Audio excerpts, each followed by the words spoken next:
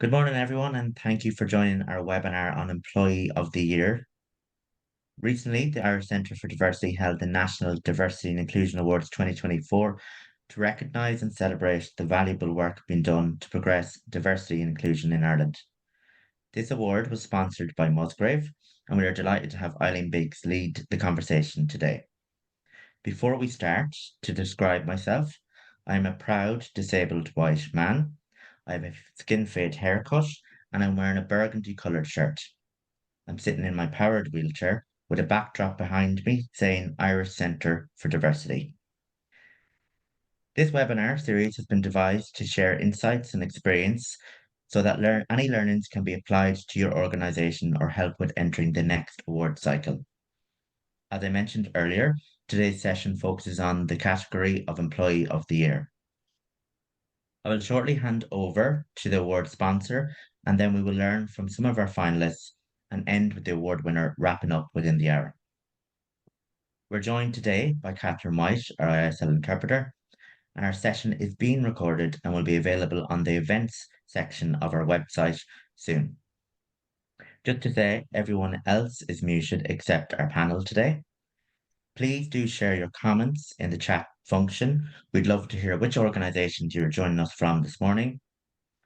A packed schedule means that we won't have time for questions and answers, but please post your questions in the chat section, and if there's time, I'll try my best to get to them, or otherwise we'll share the answers at a later date.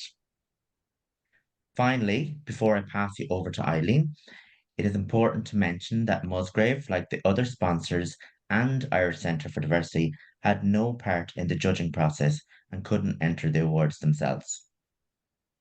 Okay, I think it's enough from me at this stage, and I'm pleased to introduce our host for today's session, Eileen Biggs, HR Project Manager at Musgrave, who will lead an engaging conversation. Eileen, over to you.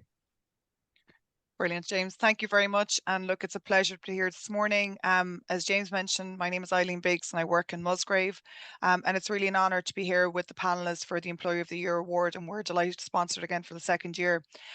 Before I begin, I suppose just to self-describe, I'm a white woman with brown hair that is just below my shoulder, and I'm wearing a blue and black dress. And in the background is a hotel room because I'm currently in Sligo. I suppose, look, just a bit about Musgrave to begin with. So, like, as I mentioned, look, we're very proud to sponsor the Employee of the Year Award.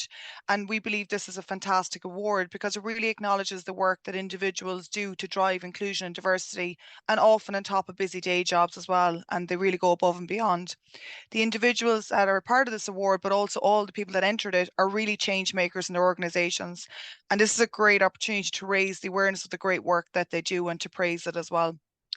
In Musgrave, driving diversity and inclusion is a key part of our 2030 strategy, and our ambition is to be a more inclusive and diverse organisation that supports the continued growth of our business, but also one that's committed to delivering sustainable value for our business, colleagues, and the communities in which we operate. We really believe that a more diverse Musgrave that mirrors the societies and markets in which we operate and an inclusive culture plays a vital role in helping us become a world-class food and beverage organisation. Within our inclusion and diversity strategy, our employee resource groups play a key role in driving inclusion and diversity for Musgrave. I've been given instructions to slow down, apologies. They help us gain greater understanding into the barriers to inclusion and develop appropriate solutions and responses. We have 4 I&D employee resource groups, one for accessibility, culture and heritage, gender, and LGBTQ+, which we call our PRISM group. We also, as of last year, have a menopause network and a sustainability ERG. Our ERGs have made important progress and have played an important role in establishing things such as a new mentoring program for Musgrave colleagues, contributing to the setup of the LEAD Network Ireland chapter, which is a European network of organisations in the retail and consumer goods industry focused on advancing female participation. They've also helped us review our policies and guides and raise awareness of different disabilities and actions we can take to support disability through inclusion through our accessibility ERG webinar series that's running at the moment. And they're also helping us run events to inspire the next generation of females to join Musgrave and the retail sector, such as a recent Bring Your Daughter to Work Day that we ran in our Belfast office, which was really positive feedback on it. As James mentioned, Musgrave is not part of the judging process, so I'm really looking forward to today's panel to hear more from the finalists and about what they're doing in their organisations. Before I introduce the panelists that are on the call, I would just like to pass on 2 apologies for people that couldn't make it today. Unfortunately, Emily Roos and Cara Daly are not with us today, but I do want to acknowledge the comments from the judges in relation to their submissions. So Amelia, apologies, from Irish Rail, is an exceptional on-board customer service operative at Houston Station. The judges mentioned some great examples of her influencing the business to make changes and advocating for vulnerable customers. For example, championing accessible seating, signage, and advocating for gender-neutral facilities. Cara Daly is a lecturer in plant sciences in the Southeast Technological University, and her commitment to ED&I is not only evident through her voluntary work in the university, but also in building a network of support for the LGBTQ+ community. This work led to Cara heading up the development of a gender, identity and expression policy in the university, and a policy that has recently been launched and enacted across SETU. So huge congratulations to Amelia from Irish Rail and Cara from SETU on their achievements. So the first finalist on today's call that I'd like to introduce is Liz O'Donovan. Liz is a cash office manager in Bus Éireann in Cork. Liz was warmly recommended by a number of her colleagues, and the judges loved her nominations and loved the fact that there were such strong nominations from Bus Éireann. The judges described her as a genuine and empathetic employee. Liz has been advocating for employee inclusion for almost 30 years, starting by attending Cork Pride in 1994.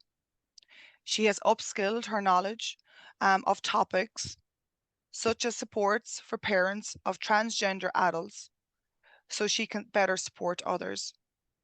She has spearheaded a partnership that sees people with intellectual disabilities work several hours a week in the office, and she supports various fundraising initiatives. So Liz, I'd like you to maybe come off mute and come on camera if that's okay. So your achievements and impact in Bus Éireann are widespread. What would you say you're most proud of in the last year? Good morning, Eileen. I suppose I'm most proud that Bus Éireann got involved with the Field of Dreams. It's a centre with adult Down syndrome people to get them into the workplace.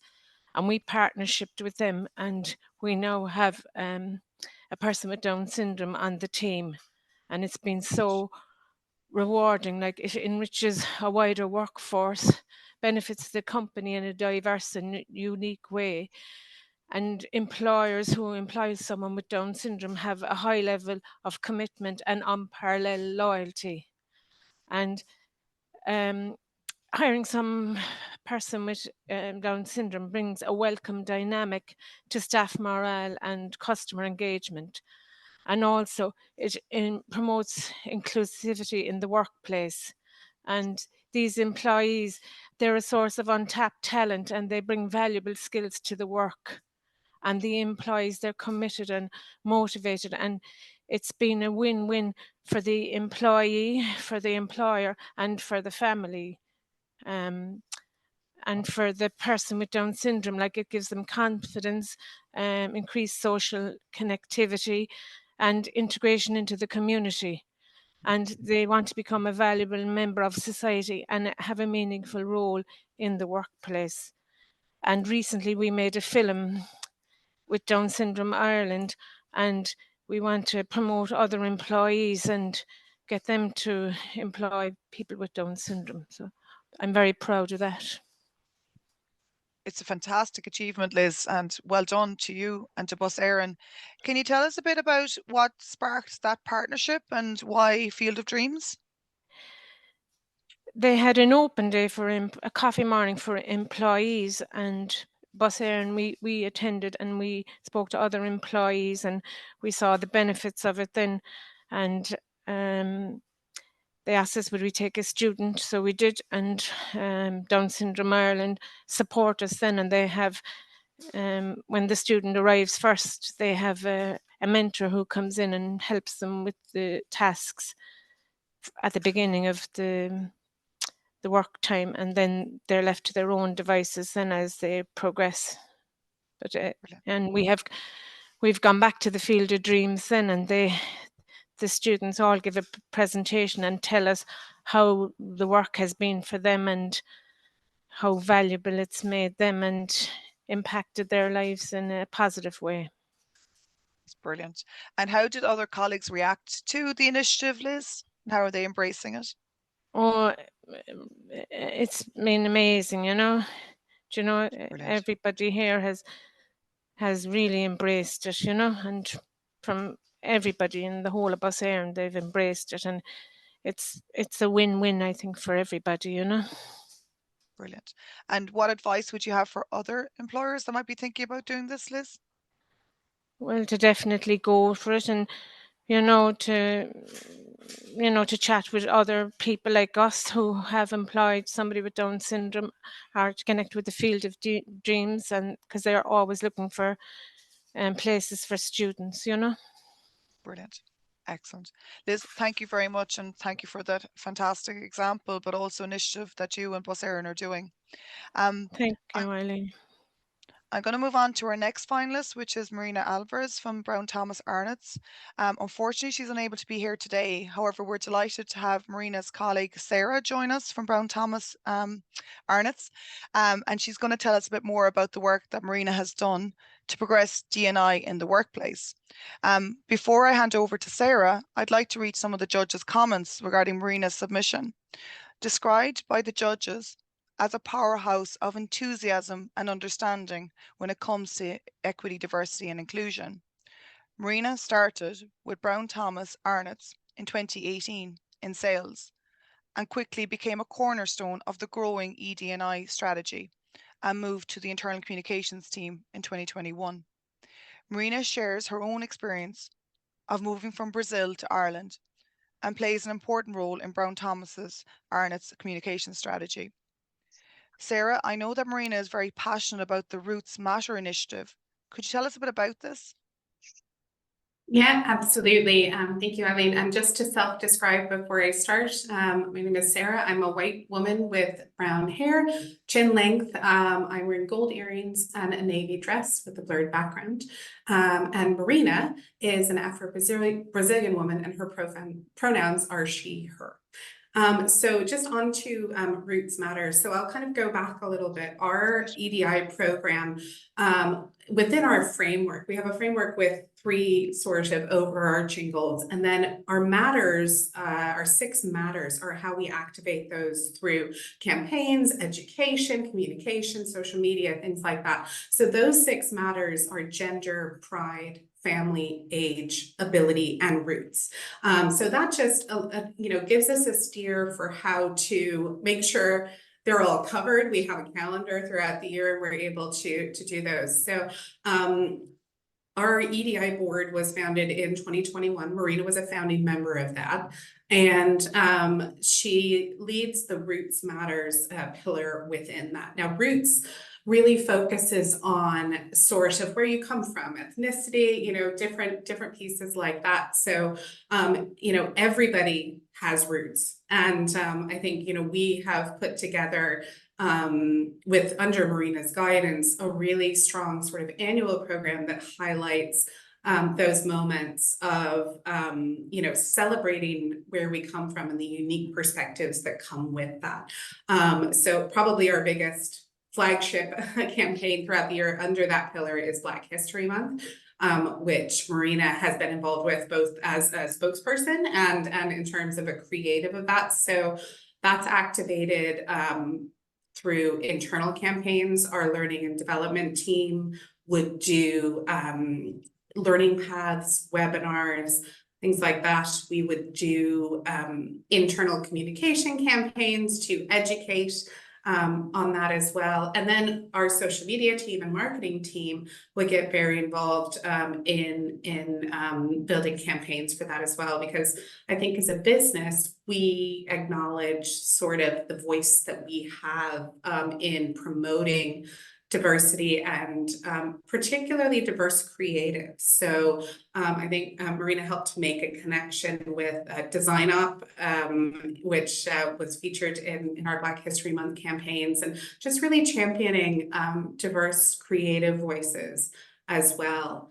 The other piece to those, like obviously communications and internal communications is a huge part of that pillar, but I think the other piece is policies and practices. So one of the policies that we put out under the Roots Matter pillar was a temporary work from abroad policy. We have a not insignificant minority of people who are not from Ireland, who have family, friends, and are far from home. And so, we really kind of listened to that, and as part of the Roots Matter pillar, put together a policy around that. So those are just a couple of examples of ways that sort of Roots pillar has been activated over the past couple of years. Brilliant, and some great insight there, Sarah. Thank you. Can you tell us a bit about the Design Up initiative? Yeah, so the Design Up, it's a creative community for Black creatives. So I think, a few artists, musicians are involved in that as well. So we, when that community launched a couple of years ago, we were delighted to kind of host their launch party, and then some of those creatives were then invited to support on our creative campaigns, a lot of our social media campaigns, and then the Black Creative Stories as well, which was one of our, I think, the Brown Thomas Black History Month social campaign that was made through that connection as well. So I think not to, really it's pursuing those kind of meaningful community partnerships and giving them voice, because I think we do understand that we have a pretty unique platform, and there's ways we can use that for good. Brilliant. And Sarah, you mentioned obviously the various matters groups or employee resource groups. How do you kind of ensure they're all aligned and you can really amplify the power of what they're doing?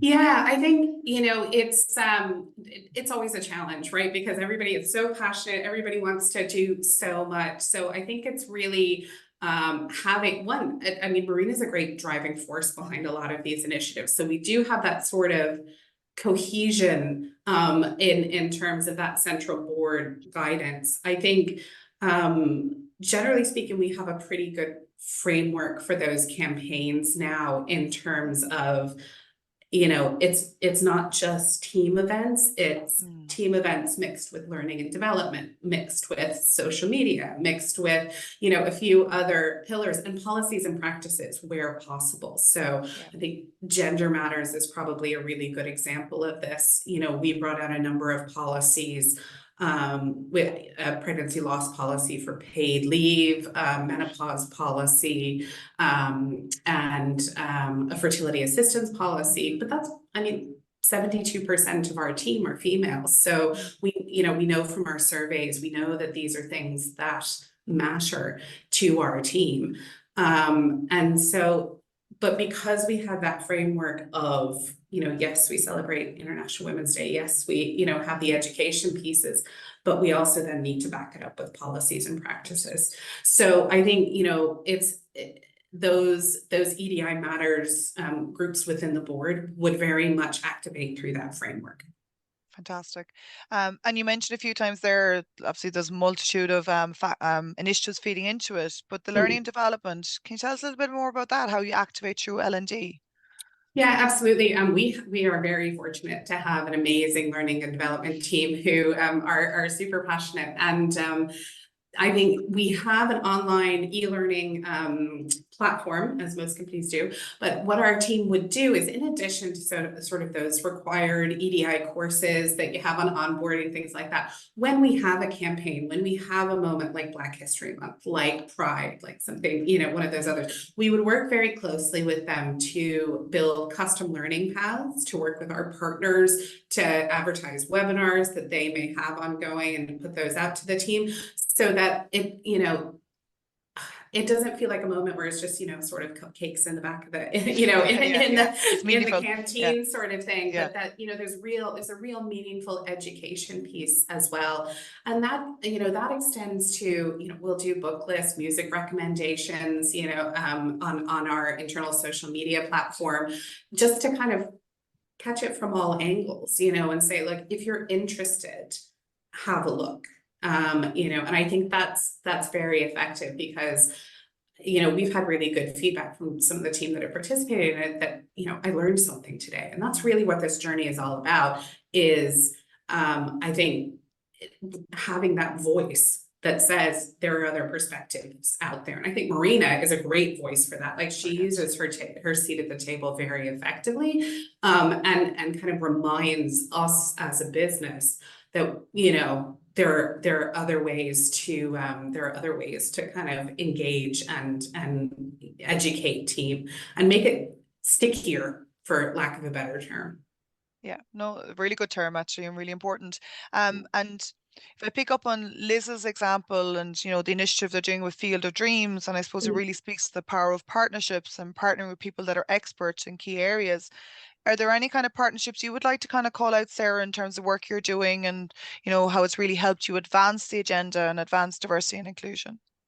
Yeah, I think, obviously calling out the Design Up one, we would have under some of the different pillars, we would have, we'd have various ones, particularly with Pride. We worked with Dublin Pride on a few things. I think probably, and I don't say this lightly in this forum, but probably the most meaningful sort of association that we have is with the Irish Centre for Diversity. I think we've progressed through bronze and silver and going for gold. And I think, having that framework, having that community to kind of assess and say, okay, where are we on this spectrum? Where do we need to focus? Where do we need to go? I think that has been hugely beneficial for us. I can genuinely say, I don't think we would be where we are today if we hadn't had that sort of roadmap for what does good look like, and we've used that to inspire our own work. And I know we've used that to continue to progress because it's a relatively recent program for us. I mean, it's really only started in earnest about 3 or 4 years ago. Not that we didn't do it before, but it's more that it just became more formalized. And I think a huge part of that has been through our work with the Irish Centre for Diversity.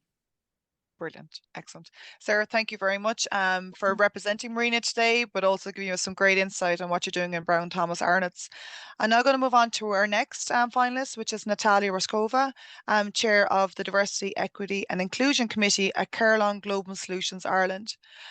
So some of the judges' comments were that Natalia was described by the colleagues who nominated her as displaying outstanding leadership and unwavering dedication to fostering an inclusive workplace. A technical product owner, Natalia impressed the judges with her keen understanding of the challenges women face in the tech sector, particularly those that are new to Ireland.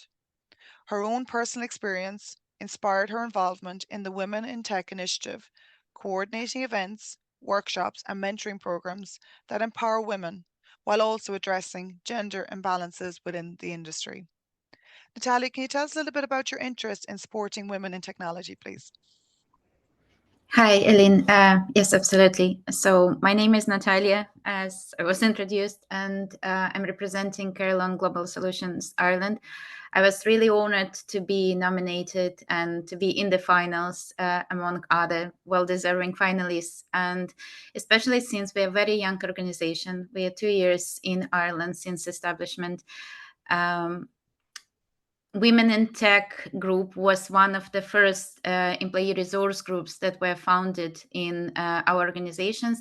And it was very, very early days. So let's say the organization was 1 month old, and we were like 20 people, as far as I remember. When I joined the company, we started thinking about how we want to build the culture. We were, I think, given a great opportunity joining the company from the beginning and bringing our own best experiences in building the culture. And this was supported and driven by our CEO, we all were encouraged to bring our best experiences. So Women in Tech was our first employee resource groups. And as probably everyone knows, the technology usually is like in terms it's more historically was male dominated, and that's the area where we felt that although things are changing for the best for during at least last decade, of course, and more women start graduating more technically focused, let's say colleges, and then also start taking the roles where you wouldn't really see a woman before. We still come like from talking to each other. The best way like to probably understand what we need, we started by talking to each other and understanding, when we go beyond, let's say, the numbers, what all of us feeling. And it was interesting to understand, like, as we had a number of workshops as well to kind of surface those challenges. And it was interesting how we all were describing, even in application process, the woman is always going, okay, like if I'm 99% there and I miss 1%, I won't apply. And then a man person would be, oh, I have 50%, I'm good enough, and I'll apply. So it's not probably to say one way is better or another, but we realized like we need probably to build this confidence from within. So that's how initially our Women in Tech group started, and then diversity, equity, and inclusion, we go together as part of, let's say, one larger employee resource group, but like we have different focuses. And we have Manshed just recently launched as well, just to recognize again, like women sometimes they're probably a little bit more vocal in terms of like involvement in different volunteering groups, while men could be, especially in tech industry, men could be a little bit probably more focused on their like coding or doing something there, but like they still have the same feelings and they probably the same fears. And at the same time, we always like, we are not dividing ourselves by gender, but we want to support and recognize there are like we all can face our challenges, and maybe creating the platform where you feel comfortable and more supported. And we have a lot of different employee resource groups at the moment. I think we over 10 at least, but my focus, because again, talking from my own experience, I came to Ireland many years ago. I was very young with 2 young babies, and I left my support system back at home. And I remember the feeling, although I love Ireland, I remember the feeling how I lost was. And when I shifted my career, let's say, into tech industry, I remember the fear. So I remember the fear, oh, like I don't belong here. Although I had a great support of people around me, it's just this fear from within. I don't belong. I'm not good enough, or I got here. Maybe I was just lucky, and not that I deserve it. I worked hard. I studied. All these thoughts, they were somewhere like away. So probably this, like reflecting on your own experiences and talking to each other, understanding that it's not only me, most of us people around me, we all have all these moments where we don't feel confident enough or we don't feel good enough, and how we can help each other and really in a meaningful way support each other. At the moment, and to be honest, talking about policies and talking about the leadership direction, it's a very big focus in our organization to create the gender balance.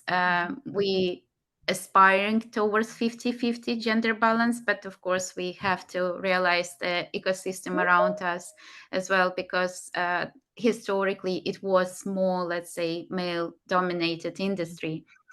And to change it, let's say, not only from our internal policies, HR and recruitment support, we also think how to go beyond that and start maybe like with girls who just considering this career in their life, and probably again some of the girls can have the same fear or same doubts, and should I even pursue the STEM career, or should I go maybe a more, let's say, traditionally it's like female roles. And that's why we get involved in initiatives like I Wish. We have girls graduates joining our company, and I think even for after these girls join our companies, seeing these like initiatives like diversity, equity, and inclusion and women in tech groups really helps them to feel more empowered and more confident. And in terms of diverse culture, we are very diverse. We over 30 different countries in the company. But again, diversity, as we all acknowledge, is easy. It's like you can measure its numbers, how we Yeah. can go beyond diversity, how can we be inclusive. And being inclusive is the hardest part. And that's where I'm saying like it's really important to listen, and to listen, to share your own experience, but also to listen other people. So that's how we have a number of different initiatives. And for example, Ask Me Anything initiative, one a week. We have team call where everyone is attending, everyone who is in, at least like who is not on holidays or got a bit sick, they're attending the call. And we always wrap up the call with Ask Me Anything. Like the questions can be placed absolutely anonymously, and people feel free to ask the questions where they probably wouldn't feel confident enough maybe to ask like directly to their line manager, to talk to HR. There is this channel, and this channel was initially created or offered, let's say, by our group, Diversity and Equity and Inclusion Group. And that's, again, we were thinking, how can we make sure that we listen and how can we make sure there is this feedback loop as well, an open channel. So I think this, like, as we grow, and of course there are sometimes funny questions, awkward questions, but through our different challenges as we grow, this channel stays open, and like our leadership is really involved in that as well. And as awkward as the question could be, sometimes these questions are always answered, which is very important. No, it's brilliant, Natalia, and fantastic, obviously, journey you're on with the work you're doing in women in tech. When you look back at the journey so far, Natalia, like what's the one thing you're probably most proud of that you said, God, that's really good, it's making a change? I think there are a lot of things I'm proud of, but I think I will mention the cultural inclusion group. And what we started doing as part of this group is actually celebrating again each other differences on cultural, let's say the cultural, or like, you know, where we come from, but also like our idea is by being different, we all unique, and it makes us stronger. So we don't say, oh, like, you know, we're all the same. No, we're not. Like, we acknowledge, no, we're all different, and it's great, let's celebrate it. So we launched a number of programs. One of this would be like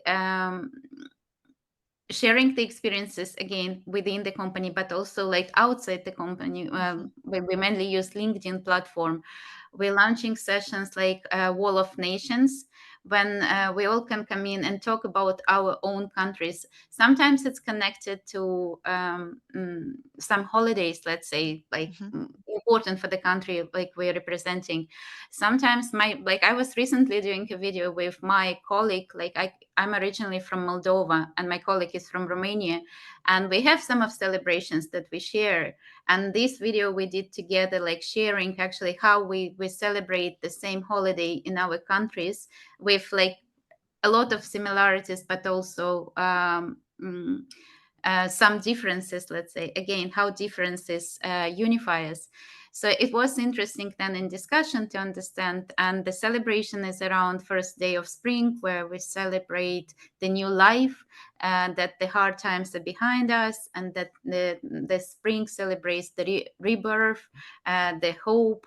And then by talking to each other, we realized it actually, like, nearly every country, including St. Bridget's Day in Ireland, they have some type of this representation, because historically we didn't have central or heating probably, and people were really struggling to winter times. And like then they were celebrating when the warmer days were coming. And this was an idea, maybe going forward, how we can actually make it as a company tradition and start celebrating and telling our stories from how you do it in your country. So again, acknowledging our differences, but also celebrating what unifies us and sharing our stories is really great. So I'd say that's, it's just to say one of the most recent moments, but there is a lot more, and I'm only 2 years in the company. Brilliant. You've made a huge progress in 2 years, Natalia. Well done. And it sounds like there's a lot of great stuff to come as well. The other point I want to pick up on is around role models, and I suppose starting young. And it's something we're looking at ourselves in terms of inspiring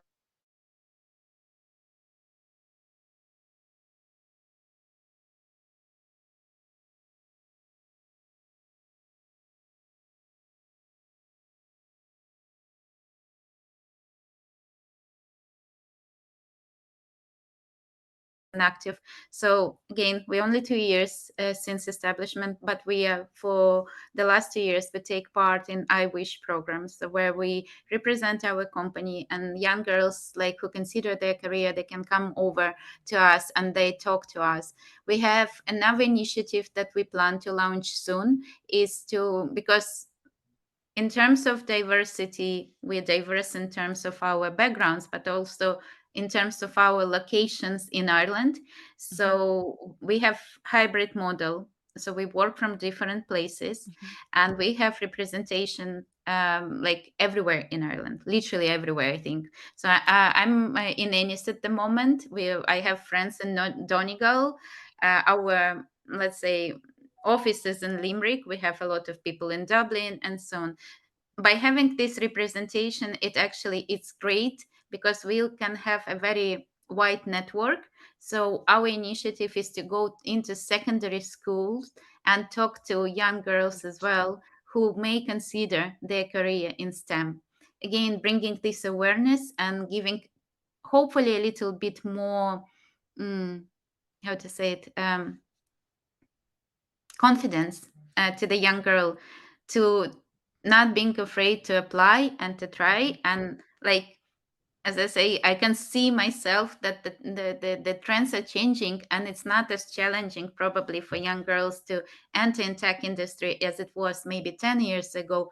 But the doubts are still there. And sometimes, again, like we have these questions in our head, are we good enough to even do it? So just again, to lead by example and to share our experiences, and to say it's possible, of course, if you're interested, but it is out there. So that's what we're considering to do very soon. It's just using our wide network by like having people everywhere, literally in Ireland, to go to some secondary schools and talk to the young girls. Yeah. Brilliant. Excellent. Natalia, thank you very much. It's been great. I'm going to move on to the final member of the panel, which is Christina Haney from DBFL Consulting Engineers. Before I invite Christina to the conversation, I just want to share some of the judges' comments. So Christina, who is a chartered structural engineer, impressed the judges, not only with her professional excellence, but also for being a dedicated D&I advocate. Christina is a pivotal member of the Diversity and Inclusion ERG, driving inclusion both internally and externally. Beyond her engineering skills, Christina shines in her community as an international rugby player for Ireland, coaching underage girls rugby and actively participating in the community in STEM education programs for young people. Christina, we're fascinated by the number of initiatives you've been involved in within the community across sports and education. How has that influenced your approach to D&I in the workplace? Hi, Eileen. Thanks very much for the introduction. My name's Christina, and to self-describe to start off with, I have a white striped t-shirt on, I have my hair pulled back, and I have a blue backdrop.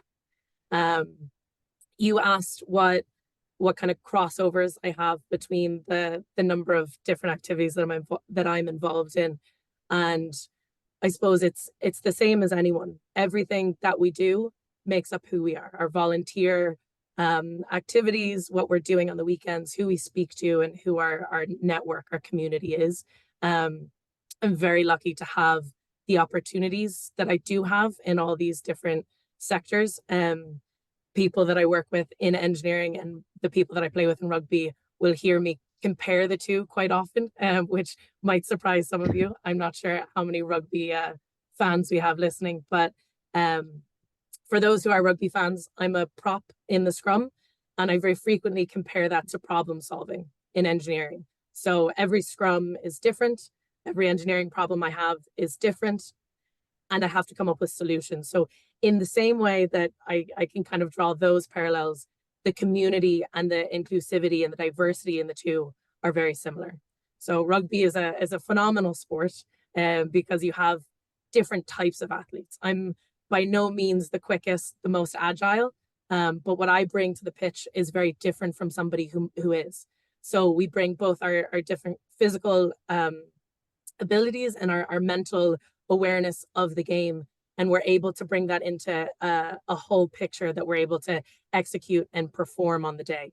So in the same way I work on a team in my engineering role, we're not all thinking the same way. We're not all producing the exact same deliverables, but when we're able to bring that all together, you get the best results. And I'm very fortunate to be taking part in Irish rugby at this time in its kind of life cycle, in that we're growing. The last couple of years, there have been a number of ups and downs. For anyone following, you might be aware of that. Last year was a down. Hopefully this year coming is an up. But in the fall of last year, we had somebody come into our environment with the idea to kind of work and revitalize our culture. And a lot of those things, a lot of those tools that apply in a sporting sense are the same tools that we apply in a corporate sense as well. The silly activities you do, the icebreakers, those things are what connect us. And I drew on those directly to incorporate in the program that I helped develop and roll out at DBFL, to get everybody connecting in the same way you do on the pitch as you are in the office. So I suppose it's a silly parallel to draw, but it is very strong, the two. Brilliant. And then Christina, like I think it's fantastic parallel, and the way you describe it is amazing in terms of, what you have on the pitch and then what you have in the workplace. What's been your greatest inspiration to drive change in the workplace? Yeah, I saw this question from earlier, Eileen, and it has to be the most cliche, especially after Mother's Day. But my mom is a huge inspiration for me, both professionally and then from a familial sense as well. She was always growing up. I suppose the three of us definitely took for granted what high achievements she was making within her own career.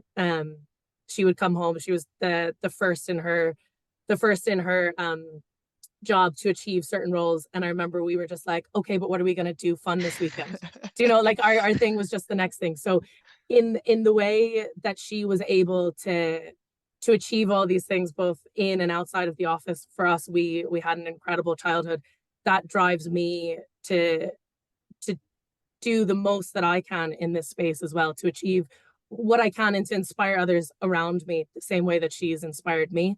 One of the things I mentioned briefly before, part of DBFL's diversity and inclusion team has been focused on developing a program to roll out to all of our staff, specifically on D&I. And one of the things that I asked each group was, have you ever done anything like this before? And because it's the engineering field, a lot of them said no. Not through any badness or missed opportunity. It's just not part of that, kind of built-in culture yet. So I think that the step to roll out that program is a huge, really positive first step in our culture or in our company, and then hopefully across engineering as a whole. I know Engineers Ireland give a lot of support to us as well, and want to build that momentum. But one of the things, sorry, I digress. One of the things that came up in that with the surveys that we used from the Irish Centre of Diversity highlighted that DFL is really good in a lot of areas, without trying to be. So formally, we don't have a huge amount of education. Formally, we don't give maybe all of the resources that we're hoping to this year and years to come. But the kind of the baseline that we're working from is great. And employees feel that, and there's buy-in. And that's something that a big motto of mine is, if you're not moving forward, you're moving backwards.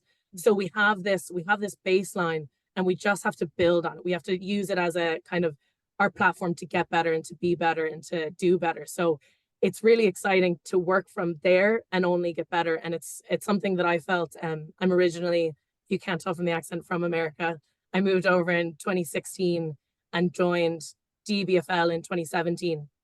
And from day one, I felt that community, I felt that family, and it's such an important part of our day-to-day life to have that network and to feel comfortable in what we're doing. Brilliant, excellent. And well done to your mum as well for being such a great role model. Natalia, was when we were just chatting there, obviously around inspiring the next generation and, you know, working with schools. And I noticed obviously from the judges' comments that you're doing a lot of work with STEM education programs for young people. Can you tell us a little bit about that, Christina? Yeah, absolutely. I work both it's called the STEPS program from Engineers Ireland, which is getting into schools to really activate that early age STEM engagement and involvement. And then I'm also a minis coach down in Blackrock, so I get to deal with kids in kind of a lot of different aspects and sectors. And kids are phenomenal. They are the energy, the pure form of energy that we want to bring into our own jobs, because I think sometimes we forget that what makes us excited and what gets us going. So it's really good. I'd encourage anybody who has even the littlest bit of interest to get involved at that early age, because that's when kids start to decide, and it's a lot earlier than we think it is. I did for my chartership application a couple of years ago. One of the parts of the application is an opinion piece. Okay. So I chose to write my opinion piece on gender balance in engineering, and through that essay, I did a bit of research into a study where before children even learned their timetables, they were already starting to identify pronouns with engineers. So they, even before they knew how to multiply themselves, they were more likely to be like, boys are engineers, girls are not. And that really stuck with me, because they don't even know if they like math or not yet, you know, and they've already assigned in their head where they're going to go. So the early you can get in, get people excited about what they're doing, the better it is going to be in 10, 15, 20 years time. Brilliant. And how, like you mentioned, if you've any interest at all to go about, you know, nurturing that interest, how do people do that, Christina? Yeah, look for it is the first opportunity, or sorry, the first step. Engineers Ireland, I know, have a phenomenal network there in terms of their TY program, their STEPS program coming in primary and secondary schools. But then in sport as well, your local, whether it's GAA, whether it's rugby, whether it's football, there are kids everywhere, and they need to be inspired, whether it's engineering or maybe business, or I don't know, some other industry. They just need to know what's out there. And I think a lot of networks and pathways are there. They just need volunteers. They need people who are as excited as I am to get out there and to be with the kids. Brilliant. And if I come back to DBFL for a moment, Christina, what's on the agenda now for the next period of time? What's the areas of focus? Yeah, so the big focus this year, I think similar to what Sarah was saying, is the gold accreditation. The Irish Centre of Diversity has been a huge motivating force for us in the last couple of years. Like I said, DBFL have a good baseline, but there wasn't any sort of formwork in and around what we were doing until I think it was early 2020, we formed our ERG group. And then I'd say about a year or two into our actions, we really latched on to this formwork and these goals that the Irish Centre of Diversity have kind of laid out for us. So this year, we're really driving to put into practice all of the things that we've learned from ourselves in the last couple of years, and then to continue celebrating the things that we have been celebrating, because DBFL it's an incredible place to work. We have a huge amount of experience from an age, from a gender, from a cultural diversity perspective, and we really are keen to tap into that this year. Fantastic. That's brilliant. So we're approaching the end of the panel. I might just check if there's any questions there. We'll have Okay. one or two actually, Eileen, yeah. Okay. So I might go to Andrew's one here, and James, you can keep me honest. I'd love to hear if any of the panel have any words of advice on how they engage other colleagues in joining the D&I progress. So does anyone like to respond to that?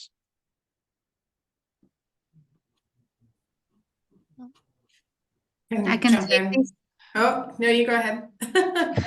Maybe I can start and then, I'll keep it short. But basically, again, utilizing any channels that you can in the communication in terms, for example, we are growing very fast. We have a lot of people joining, and making sure that people are aware that we exist. So when people are joining our company, it's part of the onboarding process to share all the different ESG or employee support groups that we already have established in the company. But also, as I mentioned before, we have a weekly team call where everyone is joining. And part of this call, so we cover different, let's say, areas of our activities. But part of the call, we always cover the ESG groups. So we have a separate slide listing all the groups, all the contacts, like how people can reach out if they're interested even to find out more. And then, keeping this channel of communication open and feeling, making sure that everyone feels welcome. So if you have any questions, like, you won't be forcing people to join you, but making sure that if you want to join our group, we are there, and just making sure that everyone is aware that we exist. So having it as part of onboarding process and having it communicated each week during the weekly call, it really helps. And we do see the number of people who want to join the NI committee, for example, really grew throughout the last year. Fantastic. That's really good. So it's a kind of regular communication and awareness is key. Sarah, did you want to jump in with something else as well? Yeah, no, it's very similar, I think, to what Natalia said there. I think, sometimes, sorry, I'm gonna cough. Sometimes, it can feel hard, right? Because it's in the workplace, people like, I have targets, can't think about this fluffy stuff, right? But it's not fluffy stuff. And I think part of it is like, it's continually reiterating, it's not something we do like on the side of our business. It's how we work as a business. And I think, it becomes much, much harder to not participate in that journey if it's not an option, right? If this is how we operate as a business, we operate inclusively, we have, we set that expectation from the beginning, and, our policies, our practices, our procedures, our programs all support that voice. And I think, for a long time in a lot of companies, it's been something that's done off to the side, or, it's an HR program or something like that. Whereas I think, as that journey evolves, it becomes something that everyone contributes to and creates that environment. Yeah, fantastic. So I suppose just before I move to close and hand back to James, I just want to thank everyone for the fantastic discussion this morning. And I suppose there's been so many insights and advice and experiences shared, which has been really good to see. I suppose the two that stood out for me was really the power of the partnerships. So we heard obviously from Liz and Bus Éireann around working with Field of Dreams, and that power to really partner with organisations that are strong experts in the field. And obviously the work with the Irish Centre for Diversity as well is key to that. But also secondly, the work that we're doing to inspire the next generation, so recognising that we have a current colleague base that we want to grow participation from a diversity perspective, but also we want to inspire more diversity into the pipeline for the longer term and building for the future. I'd like to thank, I suppose, Liz, Sarah, Natalia and Christina, and also Marina, who fortunately isn't with us today, Emilia and Cara. And I'd also like to thank Catherine for trying to keep up with my fast Cork pace. So apologies, Catherine, but well done on keeping up with me. And I'll now hand back to James. Eileen, thanks a million, and thank you everyone for that. It was really illuminating conversation. And again, I think I just jotted down a few keywords myself as well around even partnerships, and Liz was talking about, and even Sarah, you're talking about. I thought about cohesion, even when you're talking about, the team events and the L&D, the events, the social media, and that linkage. I think that was really came across strong. And then Natalia, when you're talking about, I thought about conversation and dialogue, identifying challenges, but also addressing them as well, and building confidence among team and all that. And also, Christina, when you talked about, I thought about networks and community, and that analogy you gave around rugby and in the team and all that, I thought was really rich and everything. And of course, partnerships and external engagement as well. So I suppose I just wanted to say, before we finish up, a big thank you to Eileen, a fantastic host, and to Musgrave, and to all the award finalists, our winner, of course, as well, and indeed our ISL interpreter. Thank you, Catherine. To the tech team behind the scenes, for which this wouldn't be possible without. So thanks to Kira and to Andrew and everyone else behind the scenes. And thank you to the audience for joining us as well. Thanks also for the mention for our Centre for Diversity today. And if we can help in your journey and D&I journey, please contact us through our website. Also, don't forget to register for the remaining upcoming webinars, and you can view the other recordings on our events page as well, and they'll be ready in a couple of days as well. So thanks to everyone, and have a great day, and talk to you soon. Thank you. Thanks so much, Thanks, everyone. everyone.